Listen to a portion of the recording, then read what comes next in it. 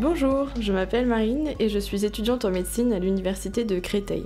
Cet été, lors du mois de juillet, j'ai fait partie d'un voyage de solidarité internationale au Vietnam. Et pour présenter ce projet, j'ai décidé de répondre aux questions qui m'ont été le plus posées par mon entourage depuis mon retour. Pourquoi êtes-vous parti? Qu'avez-vous fait sur place? Le groupe qui a mené ce projet était composé de 3 étudiants en médecine et de 3 étudiantes en sage-femme. Nous sommes partis en collaboration avec une association au Vietnam, avec laquelle nous avions des contacts par mail durant toute l'année, Hope for Viet Orphans. Notre intermédiaire par mail a été d'une grande importance pour tisser une relation partenariale ainsi qu'une confiance entre nous. Sa réactivité à nos questions ainsi que la qualité de ses estimations des besoins de l'orphelinat ont guidé nos préparations pendant toute l'année. Nous sommes restés 3 semaines dans un orphelinat comprenant une centaine d'enfants de 1 an jusqu'à 18-19 ans. Nous logions directement dans l'orphelinat, dirigé par des sœurs, et aidions à la préparation des repas et des activités de tous les jours. Nous avions principalement 2 objectifs à réaliser lors de ce projet. Apporter un soutien financier pour permettre la construction d'une nouvelle salle de classe pour les enfants et contribuer à l'achat de nourriture. Un bâtiment scolaire avait été construit lors de l'été précédent grâce à une autre action de solidarité internationale de nos collègues. Ce dernier est maintenant équipé de 2 salles de classe, d'une bibliothèque et d'une salle informatique tout équipée. Et nous souhaitions également apporter une présence humaine supplémentaire par rapport aux professeurs et sœurs catholiques pour permettre aux enfants de tous les âges de profiter de nombreuses sorties et activités de loisirs diverses et variées. Pâte à modeler, coloriage, crêpes, Scooby-Doo et même sorties à la piscine, au parc aquatique et au parc d'attractions. Qu'est-ce que tu as ressenti sur place? Tu te sentais intégré? Je dirais qu'il y a majoritairement 3 sentiments qui se sont dégagés et qui peuvent s'opposer dans certaines situations. Un voyage de solidarité internationale loin de chez nous est forcément fort en émotions. Il y a eu beaucoup de joie que nous avons partagée avec les enfants lors des activités de loisirs comme les crêpes et les sorties. Ce sont des souvenirs qui resteront gravés dans nos mémoires comme celles des Vietnamiens. J'ai particulièrement adoré partager des anecdotes avec les Vietnamiennes lorsque nous réalisions les tâches du quotidien, avec les douches des enfants, les repas ou les couchers. 3 semaines, c'est beaucoup trop court pour connaître une culture, mais ça laisse le temps d'imaginer sa richesse. Ce voyage a apporté beaucoup de surprises aussi.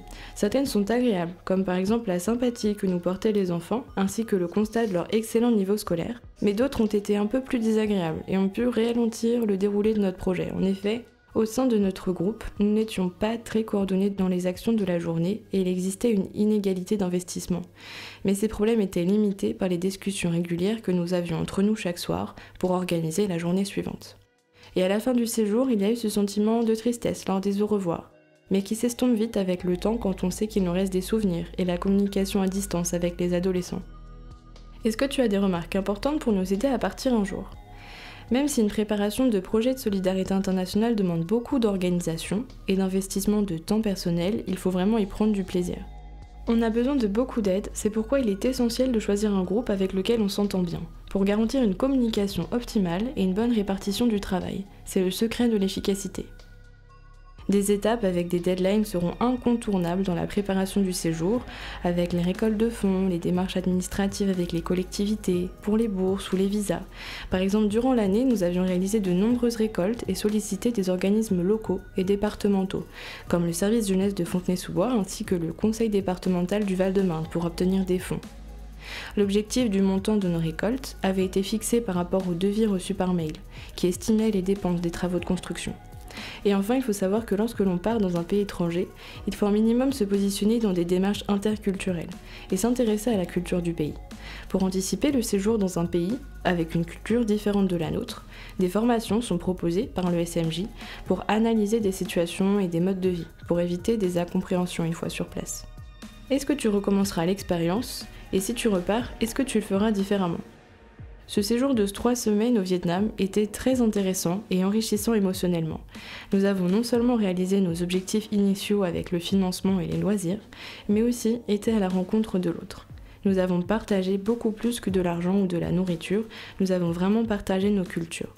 Le fait d'être totalement immergé avec les enfants dans l'orphelinat m'a beaucoup plu et a renforcé des convictions, des valeurs de partage, d'investissement et d'ouverture qui étaient déjà présentes.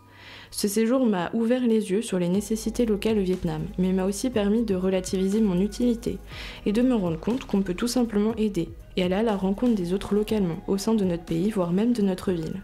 C'est pourquoi, cette année, depuis mon retour, je me suis investie dans l'établissement français du sang, EFS, qui est juste près de ma faculté, et je compte peut-être même partir l'été prochain pour récolter les dons du sang près des plages lors des collectes estivales. Et je souhaiterais repartir de nouveau plus tard, mais dans des conditions différentes. Si je repars, ce serait en tant que médecin professionnel de l'humanitaire, avec un rôle bien défini et une action pour laquelle j'aurais acquis les compétences nécessaires au cours de ma formation, pour des soins, des aides au dépistage et aux vaccinations.